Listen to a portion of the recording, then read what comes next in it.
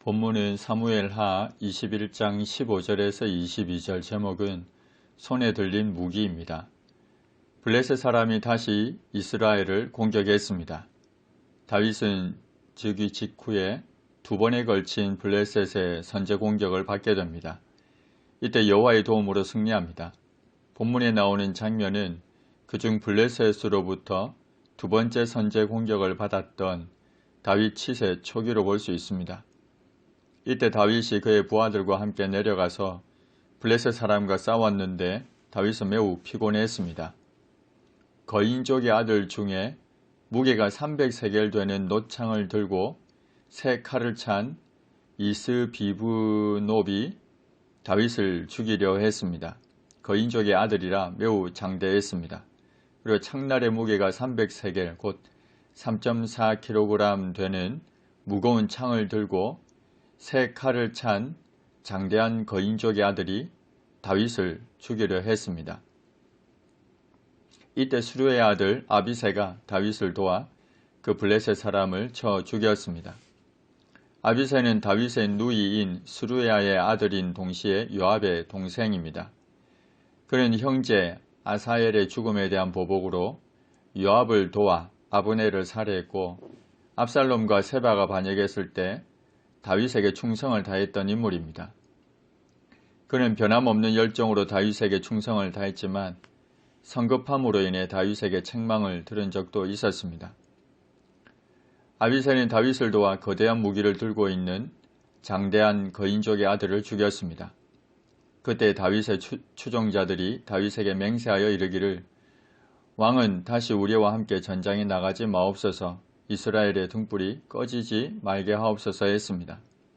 여기서 등불은 번영과 생명력을 상징합니다. 다윗이 전쟁에 참여하여 목숨을 잃는 것은 곧 이스라엘이 생명을 잃고 망하는 것과 같은 것임을 비유적으로 설명한 것입니다.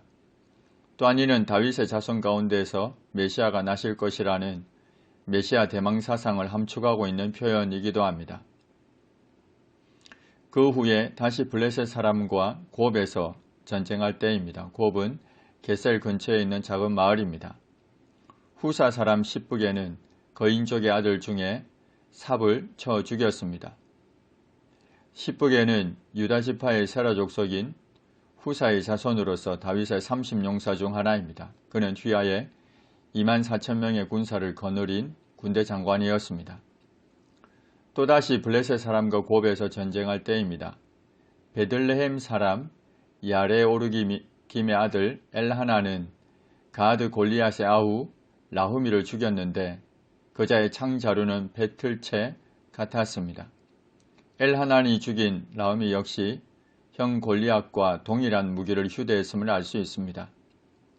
또 가드에서 전쟁할 때입니다. 그곳에 키가 큰 자 하나는 손가락과 발가락이 각기 6개씩 모두 24개가 있는데 그도 거인족의 소생입니다.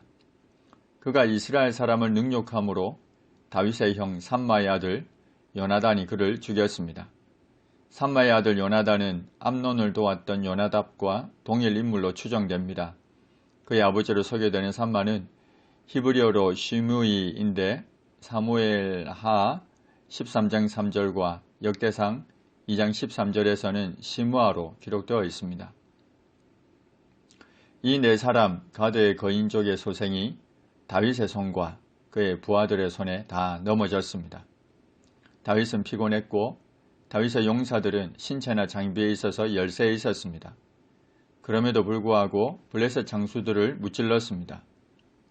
이는 다윗과 그의 부하들이 승리할 수 있었던 근본적인 원인이 바로 하나님께서 블레셋 장수들을 그들의 손에 붙여주셨기 때문입니다.